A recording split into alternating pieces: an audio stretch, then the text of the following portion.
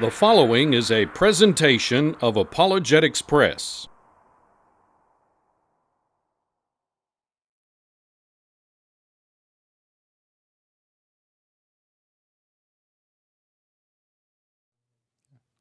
In this session, we're going to continue our discussion about true science being the enemy of the evolutionist.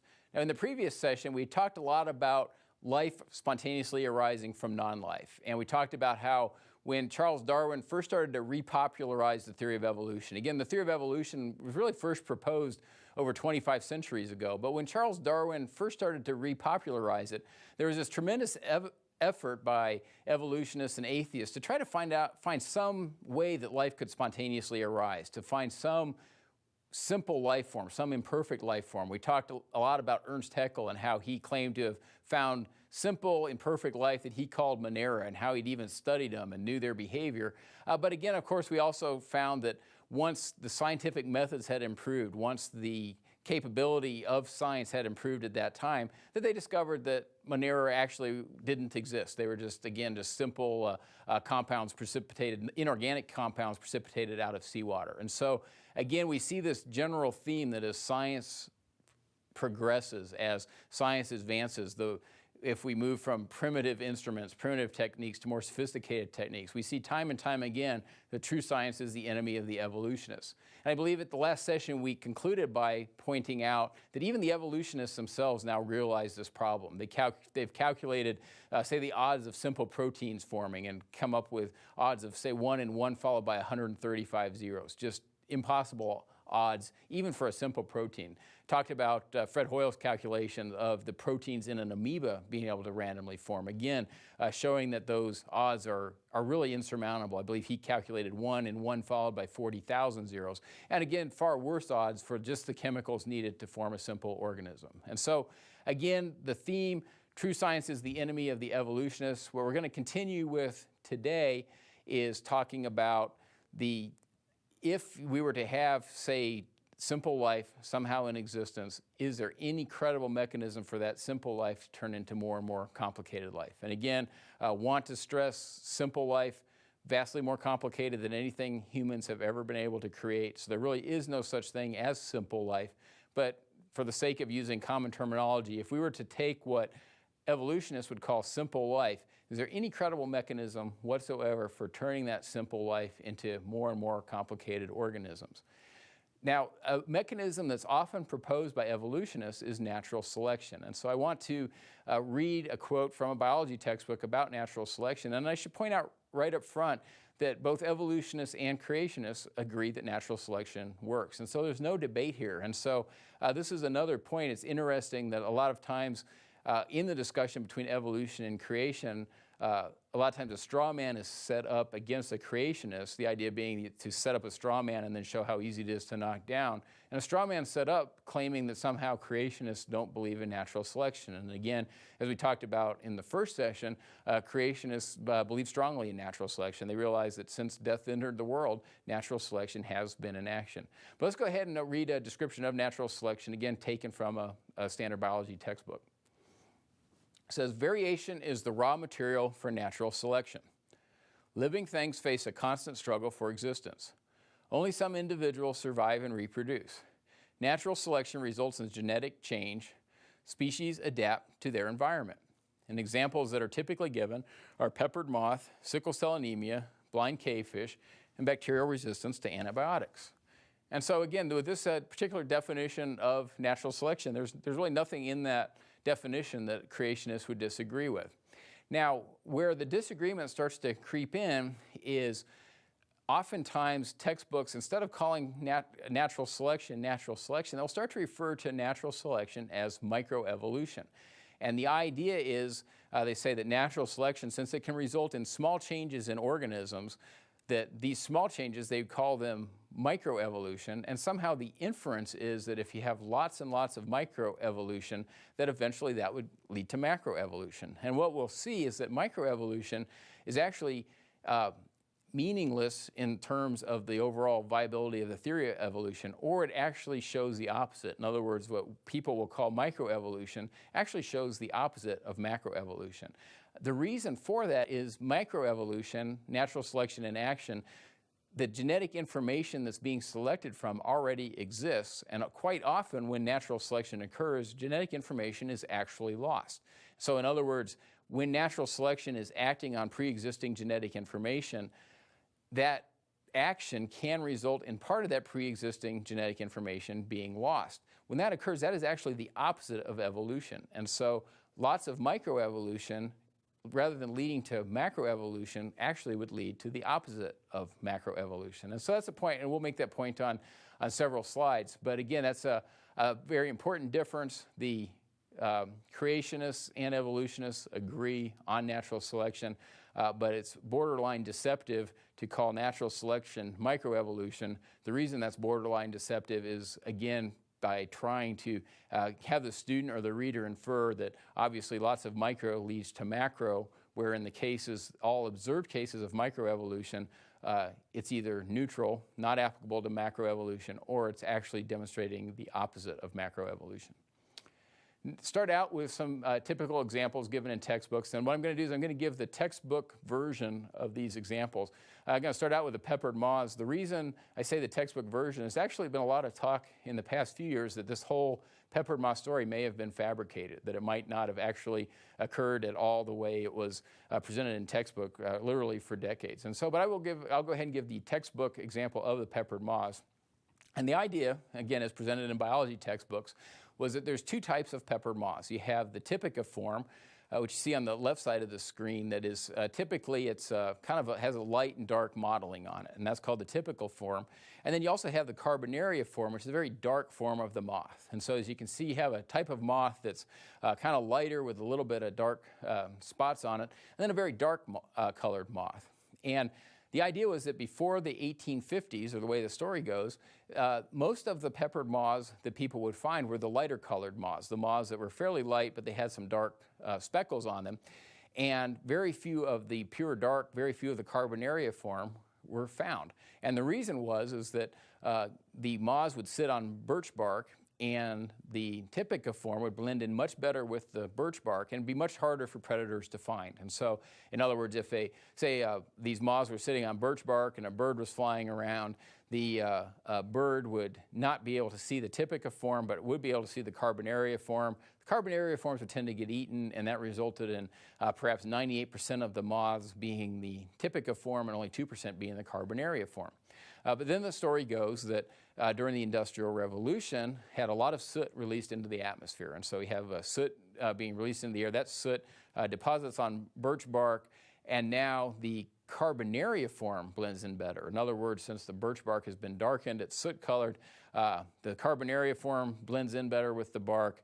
The birds flying along cannot see the carbonaria form, but now all of a sudden the typica form does stand out because of the light coloration on that form, and the birds tend to be able to eat the typica form. And so now in a situation where most of the typica form get eaten, the carbonaria form survive, and the population reverses. Again, some textbooks say that it was as high as 98% of the moths were now the carbonaria form, and only 2% were the typica form. Then we get to the 1950s, and nations began to put very strict anti-pollution laws in place. In other words, they required scrubbers on smokestacks, really tried to get the air pollution problem under control, and the birch bark became lighter, and then the population reversed back again. So in other words, now most of the moths were the typica form because they blended in best with the birch bark, and the other 2% or few percent were still the carbonaria form. And so that's the peppered moth story as given in textbooks. Now, the evolutionist view of that is that these peppered moths, what happened with the peppered moths in the population, that showed natural selection in action. But they go further than that by saying that not only did it show natural selection in action, that this was microevolution in action, and that, again, given time, microevolution would lead to macroevolution. So in other words, this just showed that the moths, the population distribution of the moths could change, and these changes, if given enough of time, this type of change could eventually have the moths not just stay peppered moths, but actually turn into whole new species. Now, a creationist will agree with the first statement, that it did show natural selection in action. As selection pressure changed, as more of a certain type of moth was eaten, less of another type of moth was eaten, then the population distribution would respond accordingly. But the key difference is that example has nothing to do with macroevolution. And again, the reason is that the genetic information needed to make the Typica form, the genetic information needed to make the Carbonaria form, existed at all times. In other words, there's no new genetic information that was created. The genetic information was always there. And so even though we see these changes in the population density, it has nothing to do with evolution. There's no new genetic information generated. And that's really the key for macroevolution, is somehow have to find a way to generate just a tremendous amount of new genetic information. The analogy we used in the first session, again, talking about trying to write an entire encyclopedia just given a sentence about butterflies. Well, that's very appropriate here in that you're not able to, there's just no new generation, no new generation generated by the fact that these moths are changing populations. Another example that's often heard, I think many of us have heard about how bacteria are evolving resistance to antibiotics. And so again, it is very true and certainly a concern that bacteria are developing resistance to antibiotics. And that's again something that creationists and evolutionists would agree on, that bacteria are developing resistance to antibiotics. But the question is it really evolving resistance, or are they just developing resistance? 60 years ago, antibiotics were first starting to come into play, and people were first starting to notice that some antibiotics or some bacteria would become resistant to, say, penicillin. There really wasn't a lot of understanding in the field. In other words, there really wasn't understanding how that occurred. And of course, with evolution being the popular theory, it was postulated that maybe these bacteria were indeed evolving resistance to the antibiotics. But again, true science, the enemy of the evolutionist, as true science advances, we now know the methods that bacteria become resistant to antibiotics. And there's really three methods that can occur. First method is that the information to resist the antibiotic is already in the bacterial population. So in other words, in this particular case, with the information already in the bacterial population, say there were out of a million bacteria, maybe 10 of those bacteria were just naturally resistant to an antibiotic. And so when that bacteria first infected a person and they were given an antibiotic, 999,990 of those bacteria would be killed by the antibiotic. But 10 of those bacteria would still survive. Now, if the person's immune system was able to kill the other 10 bacteria, then that's it. That whole infection is gone, the bacteria are wiped out. But suppose those 10 bacteria survive and then they begin to multiply and they form a colony of 1 million bacteria. Well, now all of the bacteria, or at least all million of those bacteria, would now be resistant to that antibiotic. And so now there is a antibiotic resistant strain of the bacteria. And so that's one way that bacteria or populations of bacteria can develop resistance to antibiotics. But again, has absolutely nothing to do with evolution, because the information to resist that particular antibiotic was already in the genome. It was already in the DNA of the bacteria. Now, a second method that bacteria can become resistant to antibiotics is known as plasmid transfer. And in plasmid transfer, basically one germ inserts a tiny tube into another, and a small loop of DNA called a plasmid transfers from one to another. And so in other words, in this particular case, when the loop of DNA that is transferred, well, that can, say, be transferred from a bacteria that may be a harmless bacteria, but happens to have an ability to resist a certain antibiotic. If that plasmid is transferred into a harmful bacteria, now, again, there is a harmful strain of bacteria that is resistant to a particular antibiotic. But again, in this case, it has nothing to do with evolution, because the information to resist that antibiotic is already present in the genome. In other words, the DNA, the coded sequence needed to cause a bacteria to be resistant to a certain antibiotic was already present in the genome, and it was just transferred from one bacteria to another. So again, in that second case, we see no evidence or no support for the theory of evolution. You're just seeing natural selection or information that's already in the genome being used or causing bacteria to develop resistance to the antibiotics. Now, a third way that bacteria can become resistant to antibiotics actually shows the opposite of evolution.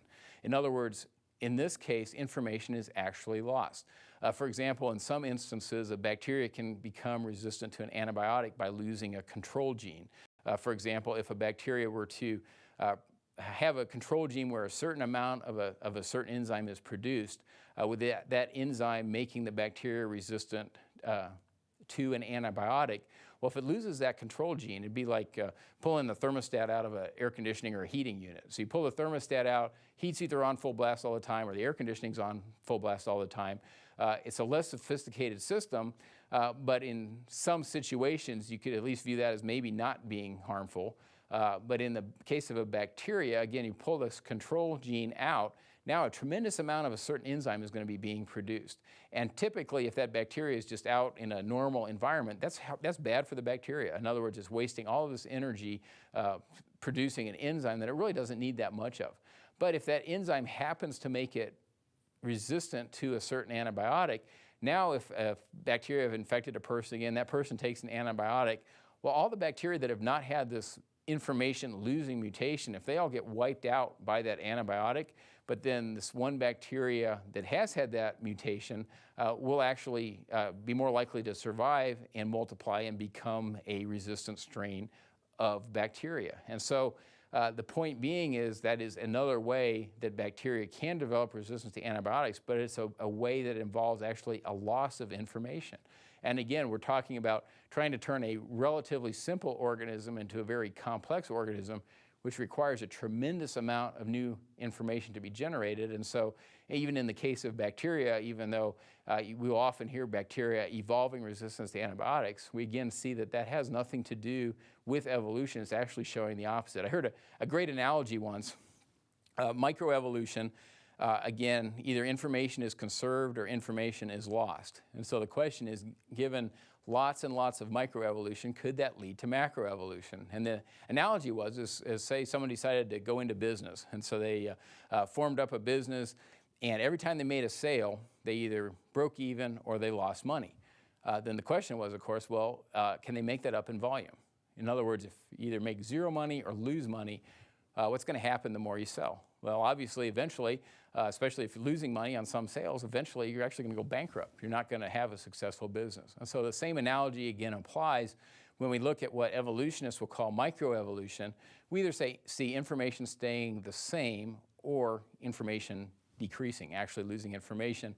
Again, the opposite of macroevolution. Now, what's interesting in this case, and you see it across the board, is a lot of times the evolutionists, they'll act like, well, if they can just find one case where new information is created, then that'll somehow prove their cause. And despite the thousands of cases that we can observe that we've measured showing that information is typically lost or at best conserved, evolutionists, they'll almost pretend that if we can just find one case where new information is generated, then somehow everybody should believe evolution. Well, again, that's it's faulty logic at best. It'd be like, again, we go back to the life from non-life. And suppose, and I personally don't think it will ever happen, but suppose after hundreds of billions of dollars of effort or trillions of dollars of effort, thousands of people working on it, best labs in the world, suppose someone was able to create something that was kind of similar to life. Well, would that prove evolution? No, it would just prove that given, again, hundreds of billions or trillions of dollars of effort, smartest people in the world, best laboratories, that maybe they could eke something out that, what at least they might claim would be something related to life. The point being is, we know we can build space shuttles. And so the question is, because we can build space shuttles, does that prove they can randomly form? And of course it doesn't. It just proves that it takes a tremendous amount of effort to build space shuttles, and in no way would indicate that space shuttles could form. But again, evolutionists, and if you read articles on the web or wherever, about every 6 months there'll be someone claiming that he's got something that he's going to say is kind of like life and claim that somehow that this is a huge breakthrough for evolution. The same thing is you see in this area where they claim that if we can just find one mutation, just one, that somehow added information, that somehow that should make everybody believe in evolution. Well, the case in this area is already closed. We know that mutations are harmful. They are at best neutral or result in a loss of information. And so the case is really closed. But again, this is an area that you will see discussed if you get into the literature, if you really start pursuing this matter further. Other examples that are sometimes given as evidence for evolution, when we see natural selection. And here, a lot of times, I believe in a lot of natural history museums, they will talk about how the changes we see in life are evidence for evolution. And so they'll talk about changes. They'll talk about either natural selection, which is really what we've been talking about to some extent, but even going further, saying natural selection of say wild animals or things that are possibly more visible, more noticeable to people, claiming that natural selection, these changes we see in the population, changes we see in life, is somehow has to do with evolution. Again, it does not. It's simply selection pressures acting on the original created kinds, acting on the genetic information that is in the original created kinds. And then they'll also talk about even selective breeding. And so occasionally you'll see a reference to the fact that we see new breeds, new breeds of dogs, new breeds of cats, new breeds kind of being developed or bred, that somehow that's evidence for evolution. We see just the changes or the new, really just even you could call them new breeds of cats and dogs that are available. Somehow that's evidence for evolution. But again, in those cases, it is really showing the opposite of evolution. To give an example, if you take two, say, wild dogs that you might find just living on a street, somewhere, and you breed those dogs, if they have a lot of genetic diversity, in other words, if they're truly mutts, if they truly are just wild mutt dogs, you can typically breed either very small dogs from those wild dogs or very large dogs from those wild dogs. In other words, that those wild dogs in their genome, they have the information needed to make very small dogs or to make very large dogs. And so that would be selective breeding. But the problem is once you've bred those very small dogs or bred those very large dogs, you've lost genetic information. In other words, I can take two wild dogs, I can either breed small dogs from them or large dogs from them, but once I have a population, say, of small dogs, I can no longer breed large dogs from those small ones because I've lost the genetic information to create the larger dogs. And so what we see in a lot of purebred pets, a lot of purebred dogs, even purebred cats, is you have, because so much genetic information has been selected out, a lot of times they will have specific characteristics that are actually harmful. There'll be types of dogs that are, say, notorious for having hip problems or sinus problems or other problems, and this is a result of the highly selective breeding to breed certain traits, but also getting rid of genetic information that is very useful. So again, when we see changes in life around us, those changes are the result of natural selection and mutations acting on information, genetic information that was present in the original created kinds. Again, in no case do we see new genetic information being created. And that's consistent with information theory. But again, the point being is probably every month or two, someone will come out and say, hey, I think we might have created some new information. Every time that has been shown incorrect. But the point being is even if that somehow did occur, the case is already closed. We already see that the general trend is downward. It's either a loss of information or at best a conservation of information. I heard another good analogy, and I think this is appropriate, is random mutation is truly random, and we know that mutations are bad. If we want to, say we're developing a new nuclear reactor, and we wanted to perform some tests on it, well, one might think, well, you could just set that reactor out in the middle of a field somewhere and turn it on and get all the people away, get all the people down in a bunker, shielded from that reactor, and turn it on, see what happened, and then turn it off and go see what happened. Well, turns out we're not allowed to do that from a regulatory standpoint, and that's good. And the reason we're not allowed to do that from a regulatory standpoint is what they call genetic burden. In other words, even though that reactor is out in the middle of a field and running, we realize that it's going to be causing mutations to the grass, or there might be small animals in the area. And the radiation from that reactor, if it's completely unshielded, could be causing mutations in those animals. And so we know that as genetic burden, and we know it's harmful. And so mutations are universally recognized to all but the evolutionists as being harmful. And that would be what would be expected because, again, as we talked about in the last session, DNA is incredibly sophisticated. Just the information that's coded in our DNA, the coding, again, for just the physical structures of life is incredibly sophisticated. And what a mutation does is just randomly change that. Maybe one way of looking at it is if, say we were to type up a term paper and we typed up a 50-page term paper and we got it just exactly the way we wanted it. We'd poured over it for months and months and months, had it exactly the way we wanted to, had just the information that we wanted in that term paper, but then we decided we wanted to just really put the final touches on it, really make it just perfect. And so what we did was we positioned the cursor just kind of randomly in the paper and closed our eyes and slammed our hands down on the keyboard. Now the question is that really going to make the term paper better? Well, of course it's not. What we're going to do is damage the information content of the term paper. Depending on exactly what we did, we would likely potentially lose information. We might certainly lower our grade a letter or two. But the point is, we wouldn't expect random mutations to be beneficial when they're starting out mutating something that was created in such a perfect form. And so consistent with common sense, what we know about mutations and the harmful effects of mutation, given genetic burden, given studies of people that have suffered mutations, or great exposure to mutagens, and then also given what we observe about the types of changes we see, what we see occurring in natural selection or selective breeding, all of those tell us that mutations do not create new genetic information, and they are not a viable mechanism for somehow turning a bacteria into a human being. And so, again, a very important point.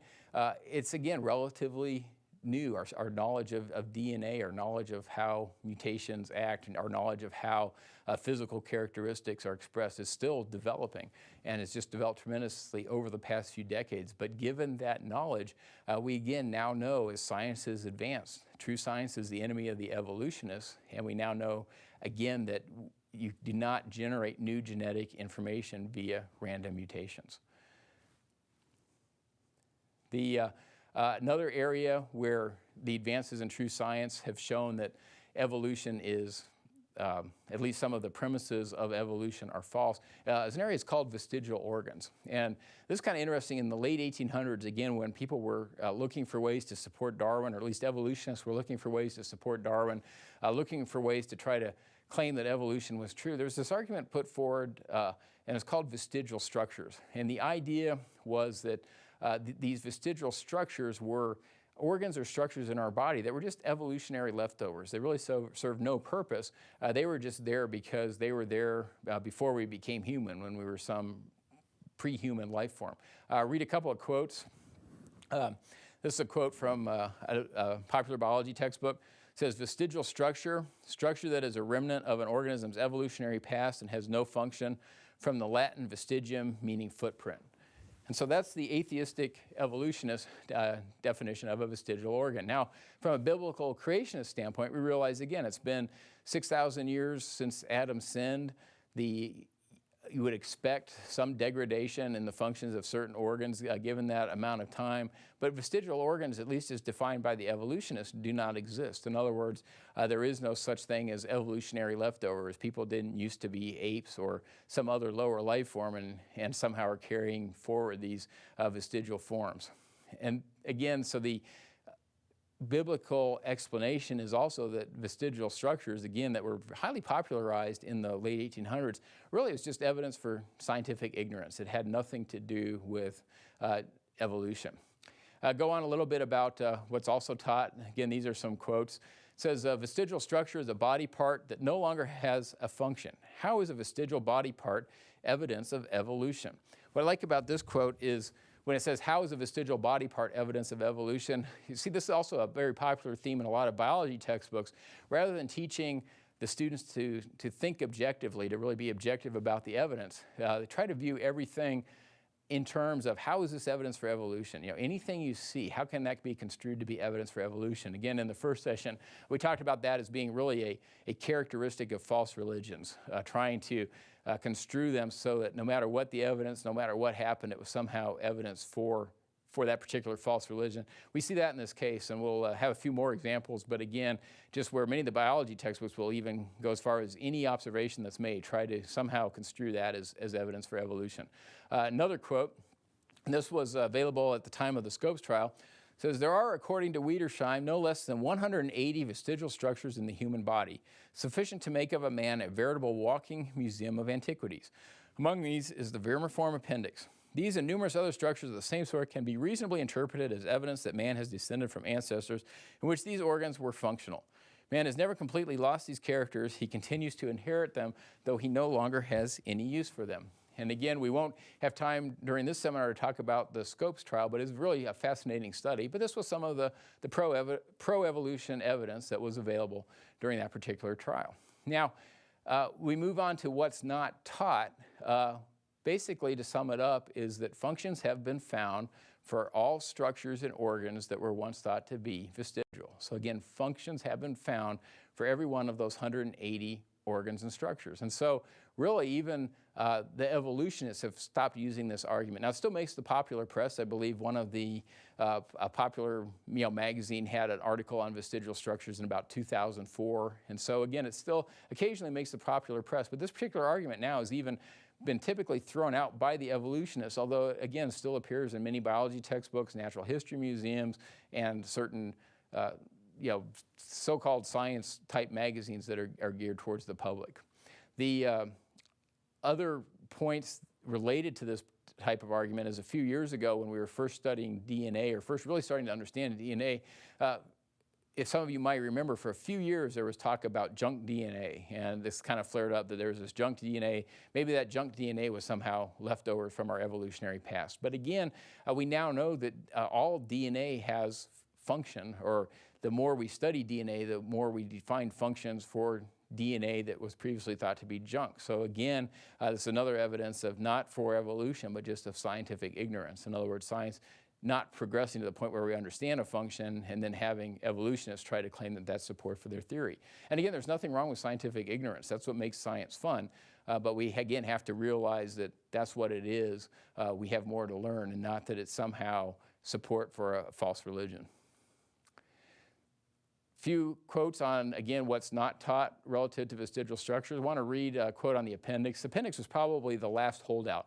In other words, that was one of the last organs or structures that occasionally an evolutionist would still say had no function or was somehow evidence for their belief. It says, although it used to be believed that the appendix had no function and was an evolutionary relic, this is no longer thought to be true. Its greatest importance is the immunological function it provides in the developing embryo, but it continues to function even in the adult.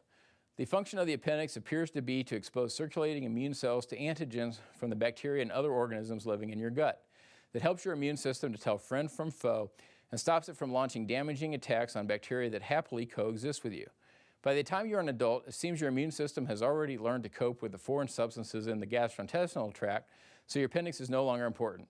But defects in the appendix and other immune sampling areas may be involved in autoimmune diseases and intestine inflammation.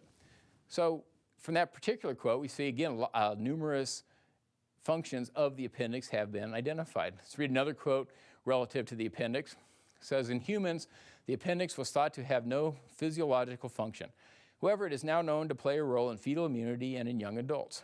During the early years of development, the appendix functions as a lymphoid organ, assisting with the maturation of B lymphocytes, it's a type of white blood cell, and the production of immunoglobulin A antibodies, both of which help fight invading germs. In addition, at around the 11th week of fetal development, endocrine or hormone-producing cells appear in the appendix. These cells produce peptide hormones that control various biological mechanisms. And so again, the more we learn about the appendix, we learn that it has certain functions, or functions that are very important, useful to humans. Other vestigial structures, just quickly, some used to be talk about the initiating membrane. That's it's kind of a pink lump it's kind of on the nose side of your eye, basically. I used to be thought that it had no function, but now we know that it secretes important chemicals that are contained in tears. It also enables us to have a wider field of view without actually having to move our head. Human hair was once considered vestigial. Fairly quickly, it was known to have certain functions. What's great about the design of human hair, it can both keep us cool in the summer, meaning if we're sweating, it keeps the sweat from just running off our bodies. Holds the sweat up against our skin so it can evaporate and actually provide a cooling function. But in the winter, the human hair can also keep us warm. If, say we get cold, we get goosebumps, the hair can actually stand up, reduce the airflow over the skin, and actually help keep us warm in the winter. So again, very sophisticated design in that area, and some pretty obvious functions for human hair. Tonsils and adenoids, again, once considered vestigial. In the 1930s, it was almost, if a person could afford to have their children's tonsils taken out, they would have their children's tonsils taken out. Started to notice that had some potentially damaging effects, and so the fraction of children having their tonsils out. It went from roughly 50% in the 1930s down to about 1.5% in the 1970s. And that was, again, because if a person's tonsils are healthy, we realize that they serve important functions. And so again, in all cases, organs and structures that were previously thought to be vestigial, important functions have been identified for those organs and structures.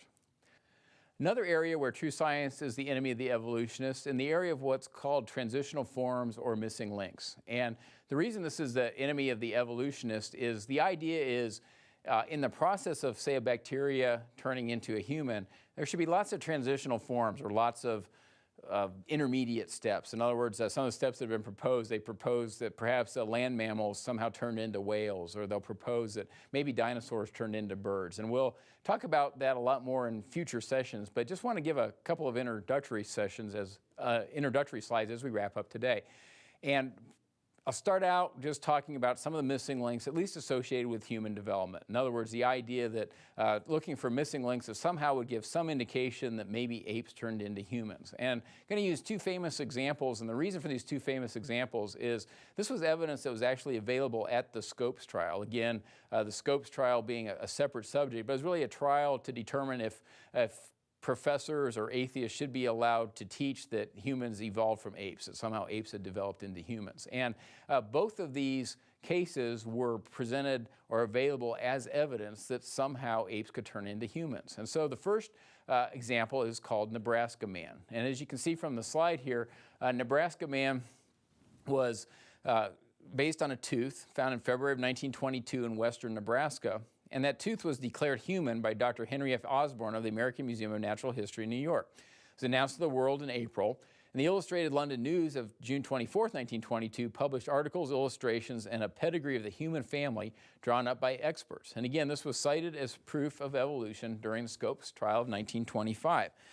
And that probably seemed like a pretty convincing case, especially, again, now we're used to seeing artists' illustrations, we're used to seeing very fancy computer graphics, but really to see a drawing made back in the 1920s that showed that much detail about how our prehistoric ancestors somehow looked, it had to be pretty impressive, had to probably convince a lot of people. Well, the problem, again, true science being the enemy of the evolutionist, was in 1927 an additional tooth was found, but this time there were other bones associated with the tooth. And rather than being some type of a pre-human or a human evolutionary ancestor, it was determined that Nebraska Man was actually just an extinct wild pig. And so again, true science is the enemy of the evolutionists.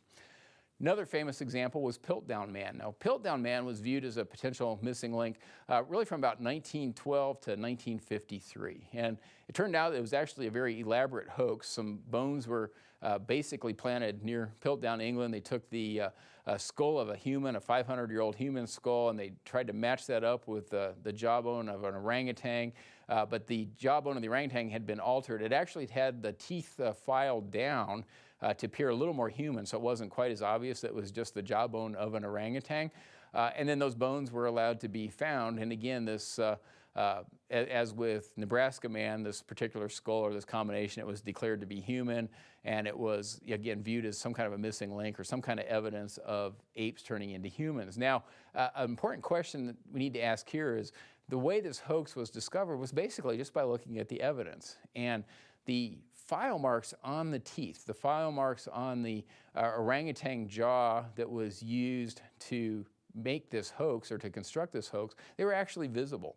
And so the point is how could a fraud that was that obvious have gone on for about over 40 years? And then one possible answer to that would be because it gave the answer that evolutionists were desperately seeking. Again, if we assume that evolution has really become more or less an official state religion or a false religion that has at least been embraced in this country, then there'd be very little opposition, very little incentive, very few people brave enough to speak up and say, hey, what about those file marks? And doesn't it seem kind of suspicious that the pulp chamber has been exposed on these teeth?